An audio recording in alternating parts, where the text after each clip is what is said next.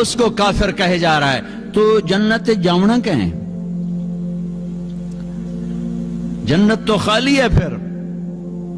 امت بن کے رہو، میرے نبی نے امت بنائی، اپنے خون دے کر، اپنی اولاد کو ذبح کروا کے، 1.25 لاکھ صحابہ کی قربانیاں دلوا کر ایک امت بنائی ہے۔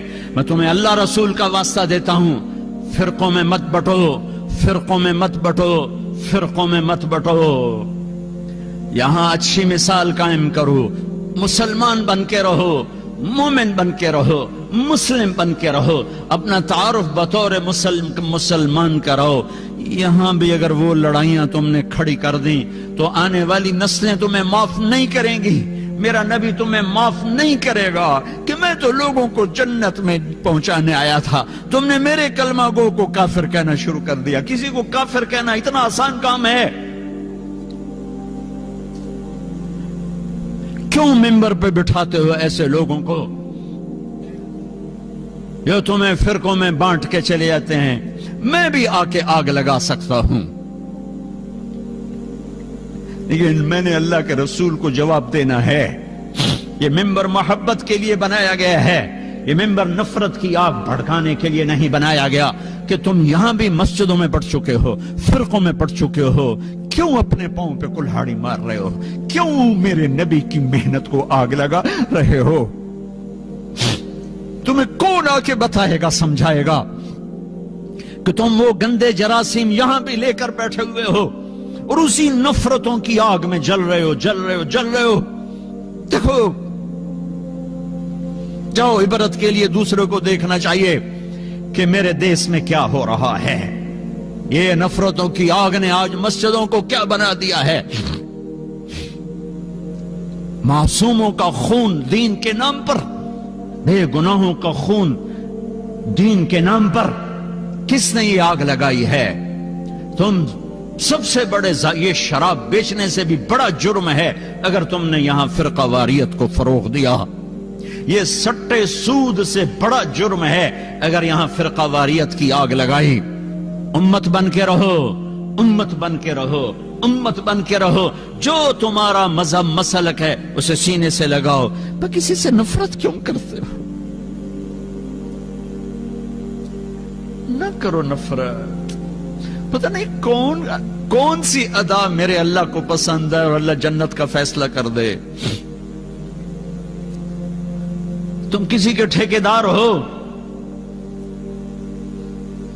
وہ تو کریم مہربان ہے، ایک کوئی عمل پسند آتا ہے اور جنت کا فیصلہ کر دیتا ہے۔ ساری زندگی کی عبادات کو ایک کوئی عمل ناپسند آتا ہے، دھتکار کے پھینک دیتا ہے۔ بے نیاز ہے۔ اپنے نبی کی محنت کو آگ نہ لگاؤ، اپنے نبی کی محنت پر پانی نہ پھیرو، اپنے دین کو بدنام نہ کرو، اپنے قرآن کو بدنام نہ کرو۔ اختلاف رائے رہے گا، اختلاف رائے رہے گا، ایک دوسرے کی عزت کرنا سیکھو، ایک دوسرے کو گلے۔ میرے نبی نے عبداللہ بن ابی کو گلے سے لگا کے نہیں رکھا۔ تم جانتے ہو عبداللہ بن ابی کون ہے؟ ابو جہل سے بڑا کافر، ابو جہل سے بڑا کافر۔ ابو جہل اوپر کی دوزخ میں ہے، عبداللہ بن ابی نیچے کی دوزخ میں ہے، لیکن اس نے ظاہری کلمہ پڑھا، میرے نبی نے سینے سے لگا کے رکھا۔ وہ مر گیا تو ان کے بیٹے سچے صحابی تھے، یا رسول اللہ میرا باپ مر گیا، اپنا کرتا دے دیں، کفن پہناؤں۔ آپ نے کہا یہ لو شاید بخشا جائے۔ آپ کو بھی پتہ نہیں بخشا جائے گا۔ کہا یا رسول اللہ میرے باپ کا جنازہ پڑھ دیں۔ کہا میں حاضر ہوں۔ جا کے جنازے پر کھڑے ہو گئے، آگے عمر سامنے آ گئے، یا رسول اللہ یہ آپ کیا کر رہے ہیں؟ کہا کیوں؟ کہا آپ کو پتہ نہیں یہ کون ہے؟ کہا پتہ ہے۔ کہا تو پھر جنازے کیوں پڑھا رہے ہیں؟ کہ شاید بخشا جائے، شاید بخشا جائے۔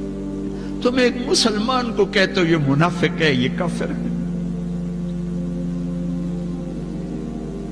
یہ تمہارا ملک ہے کہ یہاں سے لوگ حج پہ جاتے ہیں اور مکے کے امام کے پیچھے نماز نہیں پڑھتے، مدینے کے امام کے پیچھے نماز نہیں پڑھتے۔ وہ کہاں سے؟ جہاں سے اسلام آیا تھا ان کو ہی تم نے کافر بنا دیا، تو اسلام پھر ہے کہاں؟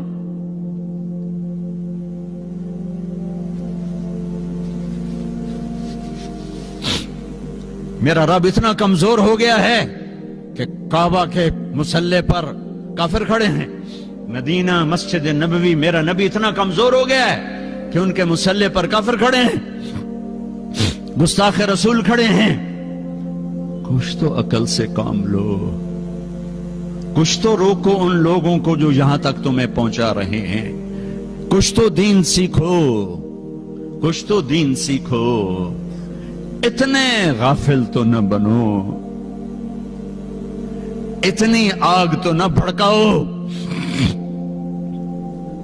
آپ نے کہا، میرے اللہ نے کہا ہے عمر، میرے اللہ نے کہا پڑھ یا نہ پڑھ میں معاف نہیں کروں گا، میں پڑھتا ہوں شاید معاف کر دے۔ پھر میرے نبی نے کہا، میرے اللہ نے کہا تھا میرے حبیب 70 دفعہ بھی پڑھے گا تو نہیں معاف کروں گا۔ پھر آپ کہنے لگے اگر میرا اللہ کہتا نا کہ میرے محبوب اگر تو 70 دفعہ ان کا پڑھے گا تو میں معاف کر دوں گا، تو میں اس کا 70 دفعہ پڑھ دیتا۔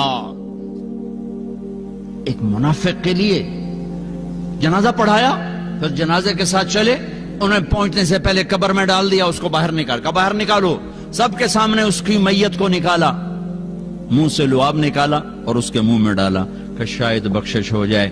اس منظر کو دیکھ کر 100 منافق کلمہ پڑھ گئے۔ بھائیو، ہم تو غیروں کو اپنا بنانے آئے تھے، تم نے اپنوں پہ توپیں کس لی ہیں، ایک دوسرے کو سلام کرنا چھوڑ دیا، ایک دوسرے کی مسجدوں میں جانا چھوڑ دیا۔ دنیا میں واحد کام ہے تبلیغ کا جو فرقہ واریت سے پاک ہو کر ساری دنیا میں پھیلا اور پہنچا ہے۔ ان مجموعوں کو اللہ نے ایسے نہیں اکٹھا کیا ہے۔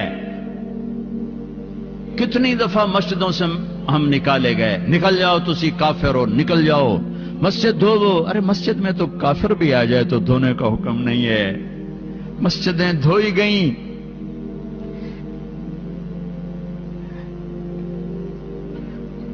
وہ میں نیا گیا تھا تبلیغ میں، تو ایک مسجد میں گئے تو امام مسجد نے ہمیں ماں بہنوں کی گالیاں نکالی کہ تم گستاخ رسول ہو، کافر ہو۔ میں تو پہلی دفعہ تھا، میں حیران پریشان، اور وہ جماعت والے سارے بھائی ان کے لیے دعا کرو، بھائی ان کے لیے دعا کرو۔ تو میرا اپنا دماغ وہ انالیسس کر رہا تھا کہ یہ کہتا ہے میں عاشق رسول ہوں اور بھری مسجد میں مسافروں کو ماں بہنوں کی گالیاں دے رہا ہے، اور یہ اس کو دعا دے رہے ہیں، تو ان میں کون گستاخ ہے اور کون عاشق ہے؟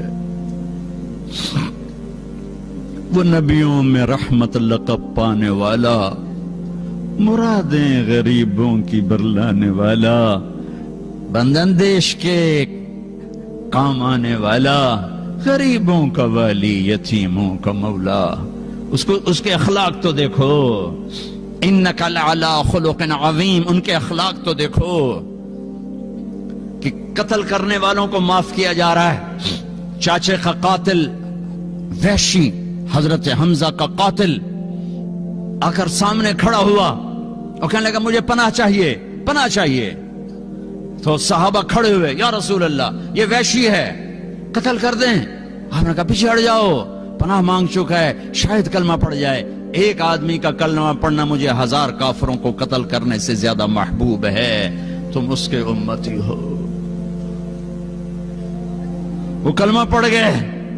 آپ نے کہا یار ایک بات تو بتا، میرا چچا تو بڑا شیر تھا، تیرے ہاتھوں کیسے قتل ہوگی؟ یہ وحشی نے کہانی سنائی کہ یا رسول اللہ مجھے کہا تھا مطعم بن عدی نے کہ تو حمزہ کو قتل کر، یا علی کو یا محمد کو آزاد کر دوں گا۔ مجھے پتا ہے کہ حمزہ کو تو میں سوتے میں بھی نہیں قتل کر سکتا، آپ تک میں پہنچ نہیں سکتا، میں تو علی کو قتل کرنے نکلا تھا، اور میں غفلت میں وار کرتا ہوں۔ لیکن جب میں علی کے قریب ہوا تو وہ غافل نہیں تھے، ان کی نظر چاروں طرف گھوم رہی تھی۔ میں نے کہا اس پر بھی میرا وار نہیں چلے گا۔ پھر میں حمزہ کو ڈھونڈنے نکلا تو ان کو میں نے دیکھا وہ دونوں طرف سے بے خبر ہو کر سیدھے آگے بڑھ رہے تھے۔ میں نے کہا ان پر میرا وار چل جائے گا۔ ان کو دونوں ہاتھوں میں تلوار تھی، اور جو آ رہا تھا گاجر مولی کی طرح کٹ رہا تھا، تو میں ایک طرف سائیڈ میں ہو کر بیٹھ گیا۔ جب وہ بڑھتے بڑھتے بڑھتے میرے قریب پہنچے تو میں سر اٹھا کے برچھا اٹھایا اور پھینکا، تو ان کے یہاں آنتوں کو کاٹتا ہوا پار نکل گیا۔ انہیں مجھے مڑ کے یوں دیکھا، مجھے لگا میری جان نکل جائے گی۔ میں پیچھے گرا اور پھر اٹھ کے بھاگا، اتنے میں آپ گر چکے تھے۔ اور پیچھے آواز آئی ابو عمارہ، ابو عمارہ، حضرت حمزہ کا ہائے ہائے ابو عمارہ سے پکارے جاتے تھے، یہ جو آپ نے سنا تو آپ کے روتے روتے روتے داڑھی آنسوں سے تر ہو گئی۔ اس کو بھی جنت میں پہنچایا ہے، اس کو بھی رضی اللہ عنہ کا ٹائٹل لے کر دیا ہے، اس کو بھی صحابی بنایا ہے۔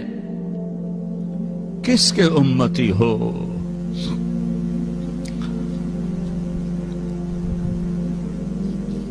صرف ایک جلسہ کرنے سے میرے نبی کا حق ادا ہو جائے گا؟ صرف ایک نعتیہ پروگرام سے میرے نبی کا ساری امت ذبح ہو جائے، میرے نبی کی ایک احسان کا بدلہ نہیں دیا جا سکتا ہے۔